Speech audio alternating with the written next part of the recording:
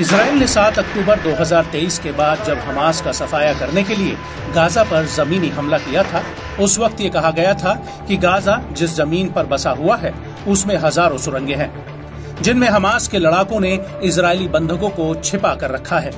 साथ ही वो अपने पूरे नेटवर्क को इन्हीं सुरंगों से ऑपरेट कर रहे हैं और इन सुरंगों को ध्वस्त कर पाना इजरायली सेना के लिए सबसे बड़ी चुनौती होगी।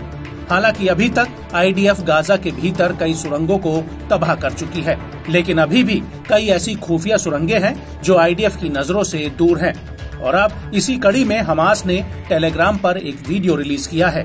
ये वीडियो राफा के तल अल सुल्तान इलाके का बताया जा रहा है, जहां पर हमास के लड़ाके एक बिल्डिंग के नीचे सुरंग में खोदते हुए नजर आ रहे हैं। इसके बाद ये इस सुरंग को अल बहार स्ट्रीट की सड़क के बीचों बीच छोड़ देते हैं। बता दें कि इस रास्ते से होकर इजरायली सैनिक गुजरते हैं।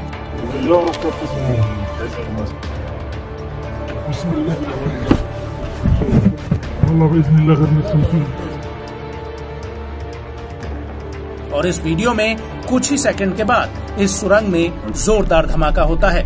दरअसल धमाका होने से पहले आईडीएफ का एक टैंक इस सड़क पर आता है और उसके तुरंत बाद सुरंग में ब्लास्ट हो जाता है, जिसकी चपेट में ये टैंक आ जाता है। दरअसल अल कासिम ब्रिगेड के लड़ाके इस सुरंग में भारी मात्रा में विस्फोटक लगा देते हैं और जैसे ही आईडीएफ का मरकावा टैंक यहाँ से गुजरता है, सुरंग में रखा बारूद फट जाता है। अल कासिम का कहना है कि इस धमाके में टैंक का चालक दल मारा गया है। आपको बता दें कि हमास ने न सिर्फ राफा में आईडीएफ को तगड़ा झटका दिया है, बल्कि जेनिन में भी 27 जून 2024 की रात को हुए एक धमाके में आईडीएफ के एक 19 साल के स्नाइपर कमांडर सार्जेंट इयाल शाइनीस की मौत हो गई है और इस धमाके में 16 सैनिक घायल हुए हैं। इजरायली सेना के रेडियो का कहना है कि पहला विस्फोटक नामे टाइप आर्मर्ड व्हीकल में फटा। इजरायली सेना का कहना है कि शुरुआती जांच में ये पता चला है कि 2 विस्फोटक कम से कम 1.5 मीटर की गहराई में दबाए गए थे, जो कि इजरायली सैन्य वाहन के वहां से गुजरने के दौरान फट गए।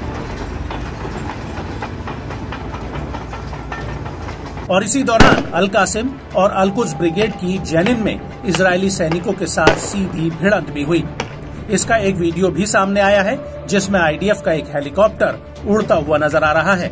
बताया जा रहा है कि यह हेलीकॉप्टर आईडीएफ के घायल जवानों को लेकर जा रहा था, जो उत्तरी जेनिन में हुए बम धमाके में घायल हुए थे। बड़ी बात यह है कि इस हमले से पहले इजरायली सेना ने जेनिन के कालिकिलिया गवर्नेट, बेथलेहम और हेब्रोन में छापेमारी की थी। इसके अलावा रामल्ला के केंद्रीय इलाके में भी आईडीएफ ने कई रेड मारी थी और इस कार्रवाई से पहले 26 जून को आईडीएफ ने दक्षिणी हेब्रोन में 7 बिल्डिंग्स को ध्वस्त कर दिया था। इस दौरान अल इसवैया में आईडीएफ ने आंसू गैस के गोले छोड़े थे और बमबारी की थी।